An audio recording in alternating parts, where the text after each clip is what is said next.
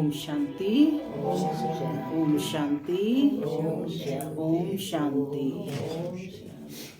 मैं आत्मा शांत स्वरूप हूँ, शांति धाम की रहने वाली हूँ। मैं आत्मा शांति के सागर बाप का बच्चा हूँ। शांति मेरा स्वधर्म है। बाबा कहते मीठे बच्चे अब घर वापस जाना है। ओम शांति।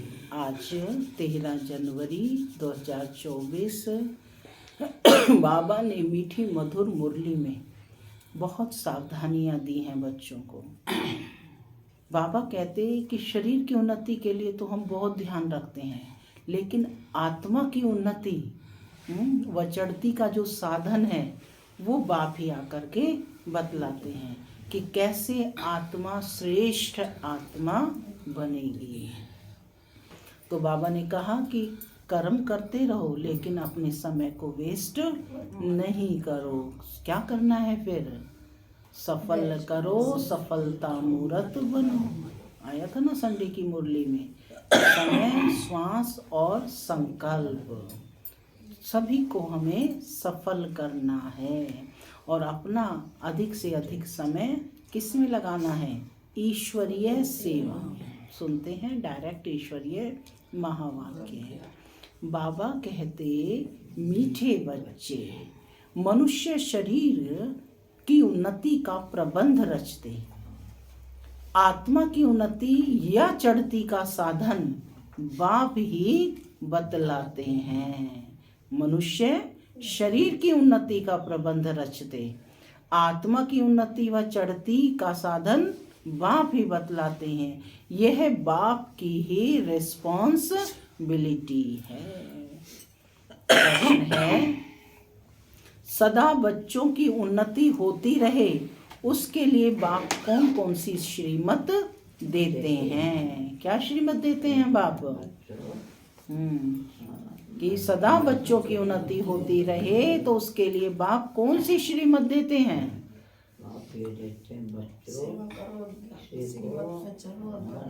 याद करो, सेवा करो, श्रीमत पर चलो। बहुत अच्छा। सुनते हैं बाबा का उत्तर।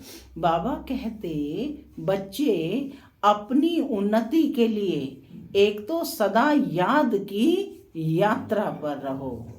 याद से ही आत्मा की जंक निकलेगी। दूसरा, कभी भी बीती को याद नहीं करो और आगे के लिए कोई आश न रखो। तीसरा, शरीर निर्वाह के लिए कर्म भल करो, लेकिन जो भी टाइम मिले वह वेस्ट नहीं करो। बाप की याद में टाइम सफल करो। चौथा, कम से कम 8 घंटा ईश्वरीय सेवा करो तो तुम्हारी उन्नति होती रहेगी। ओम शांति। रूहानी बाप बैठ रूहानी बच्चों को अथवा आत्माओं को समझाते हैं। मनुष्य कहते हैं आत्मा की रिस्पॉन्सिबिलिटी है परमात्मा के ऊपर।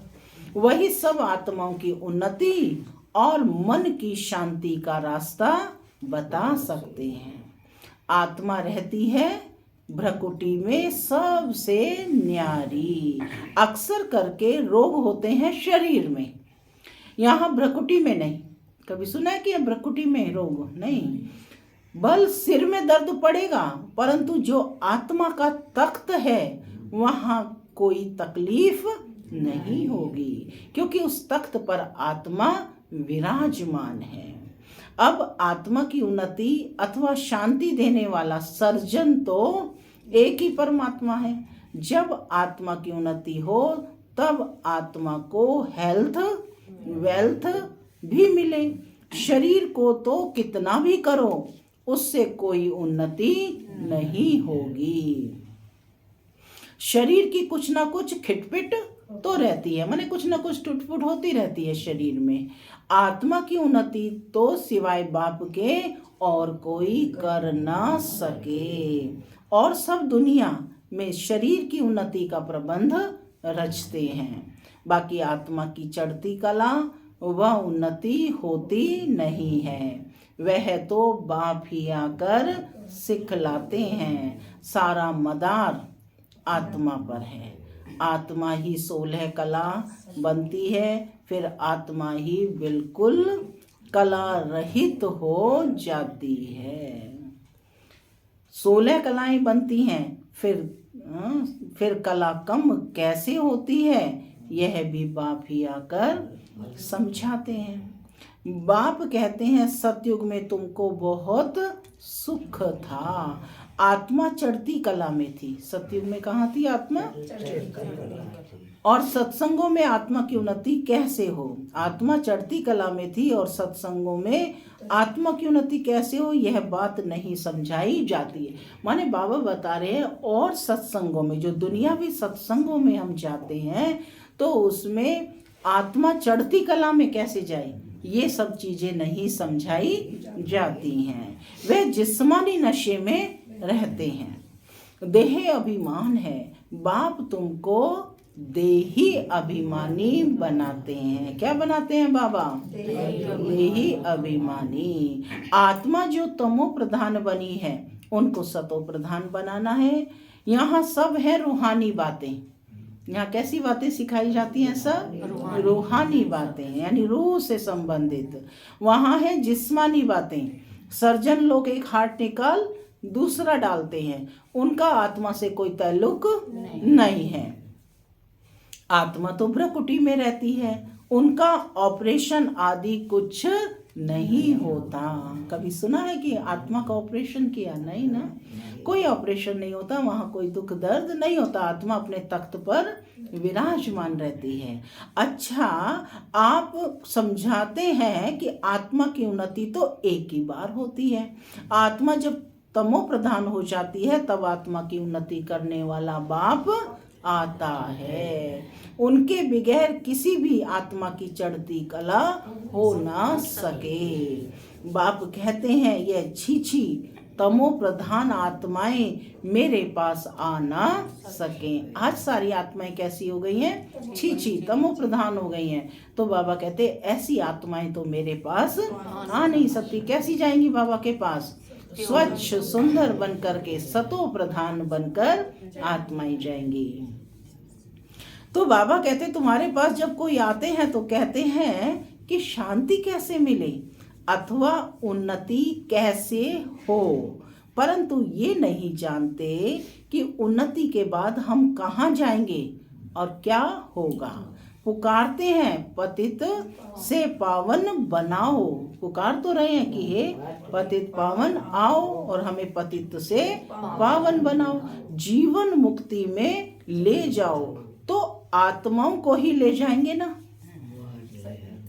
शरीर तो यही रह जाएगा, शरीर तो यहाँ खत्म हो जाएंगे, परंतु यह बातें किसकी भी बुद्धि में नहीं है। यह है ईश्वरीय मत। बाप की मत कौन सी है? ईश्वरीय मत। बाकी वह सब है मानव मत। ईश्वरीय मत से एकदम आसमान में चढ़ जाते हैं, शांति धाम सुख धाम में। फिर ड्रामानुसार नीचे भी उतरना ही है। आत्मा की उन्नति के लिए बाप के सिवाय और कोई सर्जन नहीं है। बाप कौन है? सर्जन है। सर्जन फिर तुमको आप समान बनाते हैं। कोई तो बहुतों की उन्नति अच्छी करते हैं, कोई मीडियम और कोई थर्ड औरों की उन्नति करते हैं। आत्माओं की उन्नति का जवाबदार है ही एक बाप। दुनिया में ये किसको मालूम नहीं है। बाप कहते हैं साधुओं आदि का भी उद्धार करने मैं आता हूँ। क्या कहा है? इन साधुओं आदि का भी उद्धार करने मैं आता हूँ। पहले जब आत्मा आती है तो पवित्र ही हो आती है। अब बाप आए हैं सबकी उन्नति करने। नंबरवार पुरुषार्थ अनुसार तुम्हारी देखो कितनी उन्नति हो जाती है। वहाँ तुमको शरीर भी फर्स्ट क्लास मिलता है। बाप है ही अविनाशी सर्जन। कौन है बाप? अविनाशी सर्जन। वही आकर तुम्हारी उन्नति करते हैं। तो तुम ऊंचते ऊंच अपने स्वीट होम में चले जाएंगे। वो लोग मून पर जाते हैं। अविनाशी सर्जन तुमको उन्नति प्राप्त कराने के लिए कहते हैं, मामेकम याद करो तो विकर्म विनाश होंगे। बाप विश्व के बच्चों को लिबरेट करते हैं, केवल भारत के नहीं, विश्व के, पूरे विश्व के बच्चों को लिबरेट करते हैं। किससे लिबरेट करते हैं? माया से। माया से छुड़ाते हैं ना। जब तुम स्वर्ग में जाएंगे तब और सब शांति धाम में होंगे। बाप कितना वंडरफुल कार्य करते हैं, कमाल है बाप की। तब कहते हैं तुम्हारी गति मत तुम ही जानो। आत्मा में ही मत है। आत्मा अलग हो जाए तो मत मिल ना सके। ईश्वरीय मत से चढ़ती कला, मानव मत से उतरती कला, यह भी ड्रामा में नोंद है। माने इसमें किसी का कोई दोष नहीं है, ड्रामा में ऑटोमेटिकली नोंद है। वो लोग समझते हैं कि अभी स्वर्ग बन गया है, आगे चलकर मालूम पड़ेगा कि ये नर्क है वह स्वर्ग। माने साधनों से लेस हो गए हैं तो सोचते हैं कि ये स्वर्ग है, परंतु परमात्मा कहते हैं ये दुनिया अभी स्वर्ग नहीं है। स्वर्ग तो ये नर्क स्वर्ग का अंतर आत्मा को आगे चल पता पड़ेगा। भाषा के ऊपर कितना हंगामा करते हैं, दुखी है ना। स्वर्ग में दुख होता नहीं, अर्थक्वेक भी नहीं होगी स्वर्ग में, हाँ, भूकंप आदि भी नहीं आएंगे। अब पुरानी दुनिया का विनाश होना है, फिर स्वर्ग बन जाएगा, फिर आधा कल्प वह भी गुम हो जाता है। कहते हैं द्वारिका सागर के नीचे चली गई, सोने की चीजें नीचे दब गई, सो तो जरूर अर्थक्वेक से नीचे जाएंगी। समुद्र को थोड़े ही खोद कर निकालेंगे, माने हीरे जवाहरात की खानियां भरी हुई होंगी, लेकिन समुद्र को खोद कर कोई। तो बाबा कहते धरती को खोदते हैं, वहां से माल निकालते हैं। बाप कहते हैं मैं सबका उपकार करता हूँ। मेरा फिर सब अपकार करते हैं, गाली देते हैं। क्या कहा? सर्वव्यापी कह दिया ना। मैं तो अपकारी का भी उपकार करता हूँ, तो मेरी जरूर महिमा होनी चाहिए। भक्ति मार्ग में देखो कितना मान है। तुम बच्चे भी बाप को कितनी महिमा करते हो। चित्र में 32 गुण दिखाए हैं। ये 32 गुण सबको याद है ना। सृष्टि का बीज रूप है, प्रेम का सागर है, सुख का सागर है, पत्थर बुद्धि को पारस बनाने वाला है, सत्य चित्त आनंद स्वरूप है, सुख दुख से न्यारा है, जन्म मरण से दिव्य दृष्टि का दाता है, दिव्य दृष्टि विधाता है। तो ये सारे गुण याद रहें, इनसे भी क्या बाबा की याद रहेगी ना। तो बाबा कहते क्योंकि बिंदु बिंदु याद करेंगे तो नहीं याद ठहरेगी, लेकिन बाप की महिमा सारा दिन याद रखेंगे तो वो उससे बाप की याद ठहरेगी। ये अपनी आत्मा की उन्नति करने का साधन है। तो बाबा कहते कि चित्र में 32 गुण दिखाए हैं, अभी तुम भी बाप जैसे गुणवान बन रहे हो, तो कितना पुरुषार्थ करना चाहिए। टाइम वेस्ट नहीं करना चाहिए। बहुत हाईएस्ट बाप पढ़ाते हैं तो रोज जरूर पढ़ना चाहिए। यह अविनाशी बाप भी है, टीचर भी है, पिछाड़ी में आने वाले पुरानों से भी तीखे जा रहे हैं। अब सारी दुनिया की उन्नति हो रही है बाप द्वारा। श्री कृष्ण को भी गुणवान बनाने वाला वह बाप है, सबको देने वाला है, बाकी सब लेते हैं। यह घराना बन रहा है नंबरवार पुरुषार्थ अनुसार। बेहद का बाप देखो कितना मीठा और कितना प्यारा है, बाकी सब लेते हैं। तो बाबा कहते ऊंचते ऊंच बाप द्वारा अब सबकी उन्नति हो रही है। बाकी तो सबको सीढ़ी उतरनी है। कमाल है बाप की। भल खाओ पियो सब कुछ करो, सिर्फ बाबा के गुण गाओ। दुनिया में भी कहते हैं ना, खाओ पियो और प्रभु का भजन करो। तो कहते ऐसे नहीं कि बाबा की याद में रहने से खाना नहीं खा सकते हैं। रात को फुर्सत बहुत मिलती है, 8 घंटा तो फुर्सत है। पूछ रहे हैं बाबा, फुर्सत है ना? बाप कहते हैं कम से कम 8 घंटा इस गवर्नमेंट की सर्विस करो। दुनिया में भी 8 घंटा सर्विस करते हैं ना, कहीं भी जॉब करेंगे। तो बाबा भी कह रहे हैं कि इस गवर्नमेंट की भी सर्विस कितने घंटे करनी है? 8 घंटे सर्विस करो। करेंगे ना? जो भी आए उनको आत्मा की उन्नति के लिए रास्ता बताओ। जीवन मुक्ति माना विश्व का मालिक, और मुक्ति माना ब्रह्मांड का मालिक, है ना? दोनों पॉइंट नोट कर लीजिए। जीवन मुक्ति माना विश्व का मालिक और मुक्ति माना ब्रह्मांड का मालिक। ये समझाना तो सहज है ना, परंतु तकदीर में नहीं है। तो बाबा कहते तदबीर कर क्या कर सकेंगे, माने तकदीर में नहीं तो वो समझेंगे भी नहीं, कितना भी उनको समझाओ। तो बाबा कहते कि ज्ञान तो सहज है। बाप समझाते हैं कि बाप की याद सिवाय आत्मा की जंक निकल नहीं सकती। भल ज्ञान सारा दिन सुनाओ, परंतु आत्मा की उन्नति का उपाय याद के सिवाय और कोई नहीं है। तो याद में अवश्य बैठना है, ठीक है ना? याद प्रतिदिन करनी है। और वैसे भी तपस्या मास चल रहा है। बाबा देखो 2-2 बजे उठ करके तपस्या करते थे। तब तो क्या बनना है? फरिश्ता बनना है ना। घर जाना है फरिश्ता, ब्राह्मण सो फरिश्ता, फरिश्ता सो देवता बनेंगे।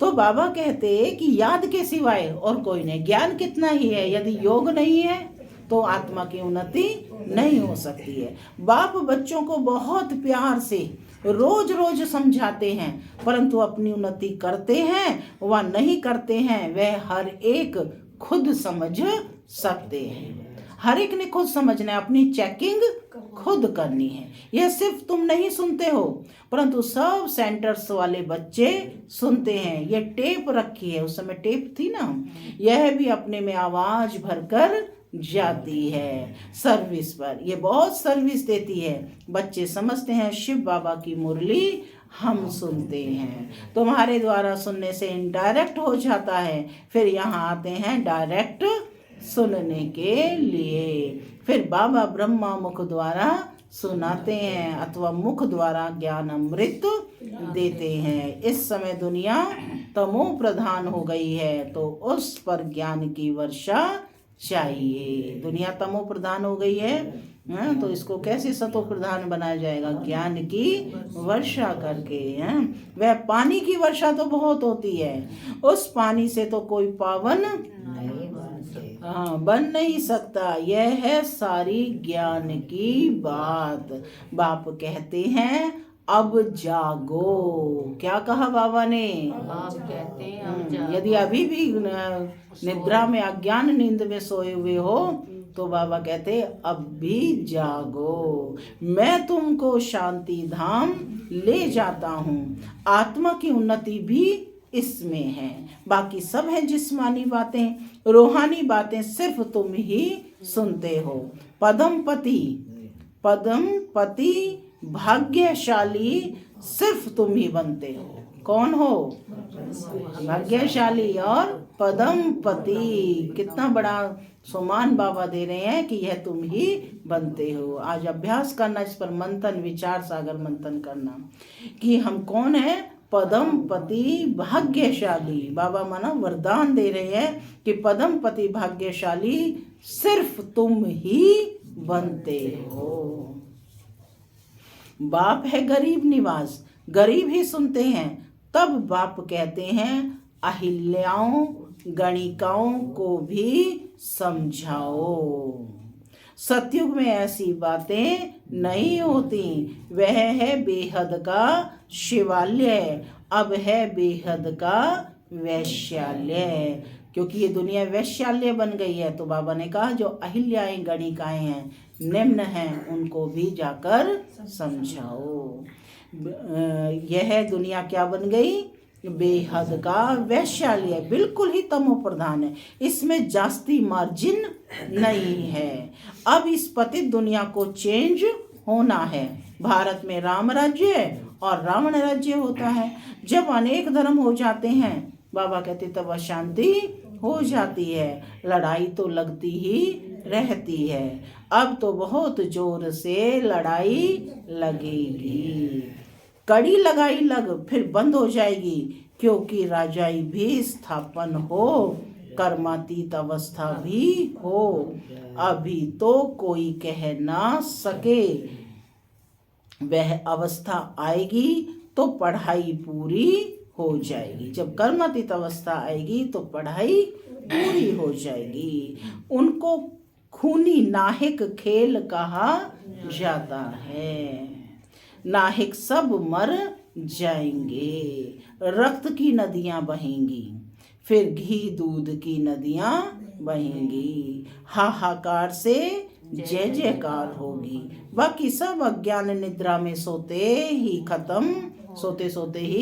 खत्म हो जाएंगे। बड़ी युक्ति से स्थापना होती है। बाबा कहते हैं ईश्वरीय गवर्नमेंट का कार्य बड़ी युक्ति से होता है कि कैसे जो है आत्माएं सोते सोते ही खत्म हो जाएंगे। बड़ी युक्ति से स्थापना होती है। विघ्न भी पड़ेंगे, अत्याचार भी होंगे।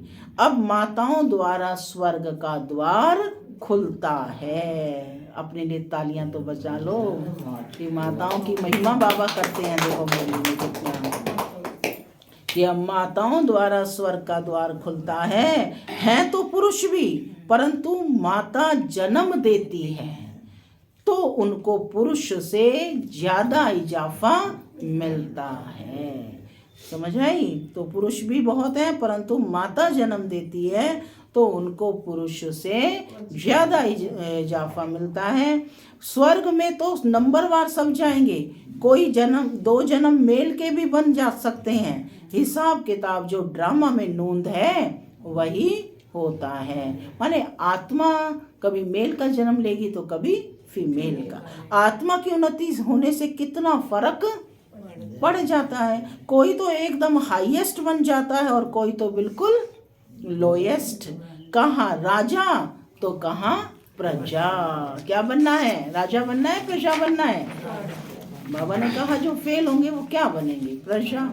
मीठे मीठे बच्चों को बाप समझाते हैं कि अब पुरुषार्थ करो, योग से पवित्र बनो, तब धारणा हो। मंजिल बहुत ऊंची है। अपने को आत्मा समझ बहुत प्यार से बाप को याद करना है। आत्मा का परमात्मा के साथ लव है ना, यह है रूहानी लव, जिससे आत्मा की उन्नति होती है। जिस्मानी लव से गिर पड़ते हैं, तकदीर में नहीं है तो बाबा कहते भागंती हो जाते हैं। यज्ञ की बड़ी संभाल चाहिए। ये जो अविनाशी रुद्र गीता ज्ञान यज्ञ परमात्मा ने रचा है, बाबा कहते इसकी बड़ी संभाल चाहिए। माताओं की पाई पाई से यज्ञ की सर्विस हो रही है। यहाँ गरीब ही साहूकार बनते हैं। सारा मदार पढ़ाई पर है। तुम अभी सदा सुहागिन बनती हो। यह सबको फीलिंग आती है। माला का दाना बनने वालों को कितनी अच्छी फीलिंग चाहिए। शिव बाबा को याद करते हैं, सर्विस करते रहो तो बहुत उन्नति हो सकती है। शिव बाबा की सर्विस में शरीर भी न्योछावर करना चाहिए। सारा दिन नशा रहे, यह मासी का घर नहीं है। देखना है हमने अपनी कितनी उन्नति की है। बाबा कहते हैं बीती को याद ना करो। बाबा ने कहा बीती को बार बार नहीं करो, क्योंकि अक्सर करके बीती बातों को ही याद करते रहते हैं और वो गिरावट का कारण बनते हैं।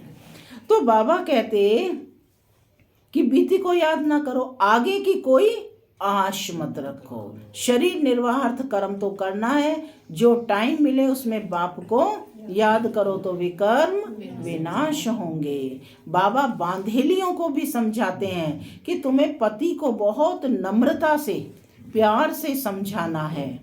कोई मारे तो उन पर फूलों की वर्षा करो। तो फूलों की वर्षा करो क्या मतलब? फूल ला करके वर्षा नहीं करनी है ना, नम्रता से है। तो बाबा कहते अपने को बचाने की बड़ी युक्ति चाहिए, आंखें बड़ी शीतल चाहिए, कभी हिले नहीं। इस पर अंगद का भी मिसाल है, बिल्कुल अडोल था। तुम सब महावीर हो। कौन हो? हाँ, सब महावीर हो। महावीर का टाइटल दे रहे हैं बाबा। जो कुछ पास्ट हुआ उनको याद नहीं करना है, सदैव हर्षित रहना है, ड्रामा पर अटल रहना है। बापू खुद कहते हैं मैं भी ड्रामा के बंधन में बांधा हुआ हूँ, बाकी और कोई बात नहीं। श्री कृष्ण के लिए लिखा है स्वदर्शन चक्र से मारा। ये सब कथाएं हैं। बाप तो हिंसा कर ना सके, यह तो बाप टीचर है, मारने की बात नहीं है। ये सब बातें इस समय की हैं। एक तरफ ढेर मनुष्य हैं और दूसरी तरफ तुम हो। जिनको आना होगा आते रहेंगे, कल्प पहले मिसल पद पाते रहेंगे। इसमें चमत्कार की कोई बात नहीं। बाप रहम दिल है, दुख हरता सुख करता है, फिर दुख कैसे देंगे? अच्छा, मीठे मीठे सिक्के लधे बच्चों प्रति बाप दादा का याद प्यार और गुड मॉर्निंग। रूहानी बाप की रूहानी बच्चों को नमस्ते। हम रूहानी बच्चों की रूहानी माता पिता बाप दादा को याद प्यार, गुड मॉर्निंग और नमस्ते। नमस्ते, सदा रहो हंसते, बनो फरिश्ते। धारणा के लिए मुख्य सार पहला, कम से कम 8 घंटा ईश्वरीय गवर्नमेंट की सर्विस कर अपना टाइम सफल करना है, बाप जैसा गुणवान बनना है। दूसरा, जो बीता उसे याद नहीं करना है, बीती को बीती कर सदैव हर्षित रहना है, ड्रामा पर अडोल रहना है।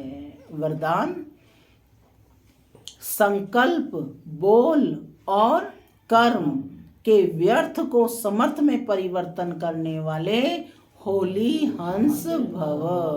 क्या है आज का वरदान? संकल्प, बोल और कर्म के व्यर्थ को समर्थ में परिवर्तन करने वाले होली हंस भव। होली हंस का अर्थ है संकल्प, बोल और कर्म के व्यर्थ को समर्थ में परिवर्तन करने वाले। क्योंकि व्यर्थ जैसे पत्थर होता है, पत्थर की वैल्यू नहीं, रत्न की वैल्यू होती है, माने समर्थ बात की वैल्यू है। होली अंश फौरन परख लेता है कि ये काम की चीज नहीं है और ये काम की है। कर्म करते सिर्फ ये स्मृति रहे कि हम राजयोगी नॉलेजफुल आत्माएं रूलिंग और कंट्रोलिंग पावर वाली हैं, तो व्यर्थ जा नहीं सकता। ये स्मृति होली हंस बना देगी। आज का स्लोगन है, जो स्वयं को इस देह रूपी मकान में मेहमान समझते हैं वही निर्मोही रह सकते हैं। तपस्या मास है। अब व्यक्ति साइलेंस द्वारा डबल लाइट फरिश्ता स्थिति का अनुभव करो। जैसे जब कोई ऐसा दिन होता है, चलते फिरते ट्रैफिक को भी रोक कर 3 मिनट साइलेंस की प्रैक्टिस कराते हैं, चलते हुए सभी कार्यों को स्टॉप कर देते हैं। ऐसे आप भी कोई कार्य करते हो या बात करते हो तो बीच बीच में यह संकल्पों की ट्रैफिक को स्टॉप करने का अभ्यास करो। 1 मिनट के लिए मन के संकल्पों को, चाहे शरीर द्वारा चलते हुए कर्म को बीच में रोक कर अपने फरिश्ते स्वरूप में स्थित हो जाओ। कोशिश करो हर घंटे में 1 मिनट फरिश्ता स्वरूप में स्थित हो जाओ। ओम शांति। ओम शांति।